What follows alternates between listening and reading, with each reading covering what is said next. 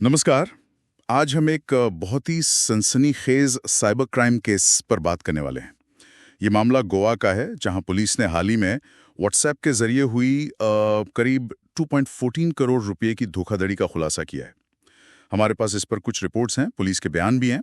जी बिल्कुल, ये मामला वाकई ध्यान खींचने वाला है। तो आज हम यही समझने की कोशिश करेंगे कि आखिर ये इतना बड़ा घोटाला हुआ कैसे, मतलब धोखेबाजों ने क्या तरीके अपनाए होंगे, और सबसे जरूरी, हम सब इससे क्या सबक ले सकते हैं। हाँ, ताकि आगे हम सावधान रह सकें। बिल्कुल। तो चलिए इस मामले को थोड़ा गहराई से देखते हैं। तो शुरुआत करते हैं कि हुआ क्या असल में।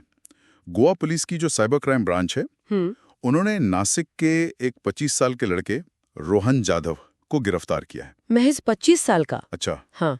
और इल्जाम यह है कि उसने खुद को कभी telecom regulatory authority of India मतलब ट्राई हाँ। और कभी सीबीआई का अफसर बताकर एक व्यक्ति से 2.14 करोड़ रुपए ठग लिए। 2 करोड़ 14 लाख, ये तो बहुत बड़ी रकम है। बहुत बड़ी।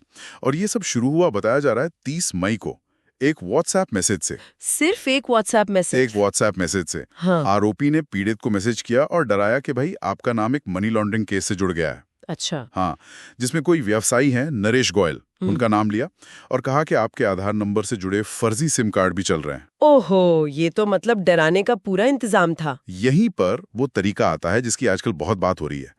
आरोपी ने पीड़ित को फंसाने के लिए डिजिटल अरेस्ट का डर दिखाया। डिजिटल अरेस्ट, ये क्या होता है? ये एक तरह की आप कह सकती हैं मनोवैज्ञानिक चाल है। इसमें पीड़ित को यकीन दिलाया जाता है कि उनकी सारी ऑनलाइन एक्टिविटी ब्लॉक हो जाएगी, बैंक खाते फ्रीज हो सकते हैं। ओह! वो कहीं आ जा भी नहीं सकेंगे, मतलब जैसे वर्चुअली उन्हें कैद कर लिया गया हो। बाप रे। और फिर कहा कि अगर इस कानूनी पछड़े से बचना है तो फौरन पैसे ट्रांसफर करो। ये सीधे सीधे डर और कंफ्यूजन पैदा करके सोचने की शक्ति पर हमला है। हाँ, जाहिर है, ऐसे में तो कोई भी घबरा जाएगा और शायद सही गलत सोच ही ना पाए। और हुआ भी यही। पीड़ित ने डर के मारे कई बार में किश्तों में कुल 2.14 करोड़ रुपए ट्रांसफर कर दिए। बाप रे, इतनी बड़ी रकम! बाद में जब उन्हें थोड़ा शक हुआ या शायद किसी से बात की होगी, तब उन्हें एहसास हुआ कि भाई ये तो धोखा हो गया। तब उन्होंने गोवा साइबर क्राइम ब्रांच में शिकायत दर्ज कराई। जाहिर है, इतना बड़ा नुकसान होने के बाद तो सदमा लगा होगा। अच्छा हुआ कि उन्होंने रिपोर्ट किया। इसके बाद पुलिस ने काफी तेजी से काम किया।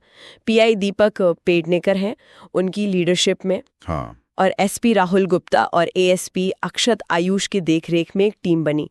इस टीम ने फिर एडवांस्ड सर्वेलेंस और डिजिटल फोरेंसिक तकनीकों का इस्तेमाल किया। मतलब टेक्नोलॉजी का ही सहारा लिया। बिल्कुल। खासकर जो मनी ट्रेल था, मतलब पैसों का डिजिटल रास्ता, उसको ट्रैक किया। अच्छा। और उसी डिजिटल फुटप्रिंट के आधार पर पुलिस रोहन जाधव तक पहुंच गई और उसे नासिक से गिरफ्तार कर लिया। ये अच्छी बात है कि पुलिस भी अब इन तकनीकों का इस्तेमाल कर रही है अपराधियों को पकड़ने के लिए। हाँ, ये जरूरी भी है। लेकिन एक सवाल मन में आता है, क्या ये सिर्फ एक अकेले 25 साल के लड़के का काम हो सकता है?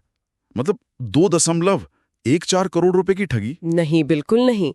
पुलिस भी यही मान रही है। उनकी जो शुरुआती जांच है वो इसी तरफ इशारा कर रही है कि ये शायद किसी बड़े, मतलब पैन इंडिया लेवल के फ्रॉड नेटवर्क का हिस्सा हो सकता है। पूरे भारत में? हाँ, हो सकता है। अभी जांच चल रही है कि क्या ये जाधव किसी बड़े साइबर क्राइम सिंडिकेट के लिए काम कर रहा था। सिंडिकेट? हाँ, ये लोग अक्सर यही तरीका अपनाते हैं। सरकारी एजेंसी का नाम लो, डराओ धमकाओ और पैसे ऐंठ लो। क्योंकि आम आदमी सरकारी जांच या कानूनी झमेले के नाम से ही डर जाता है। हाँ, ये तो है। वाकई चिंता की बात है। मतलब कोई भी अगला शिकार बन सकता है। खैर, पुलिस ने लोगों को सावधान रहने के लिए कुछ सलाह भी दी है। वो क्या है? हाँ बिल्कुल, और ये सलाह हम सबको ध्यान रखनी चाहिए।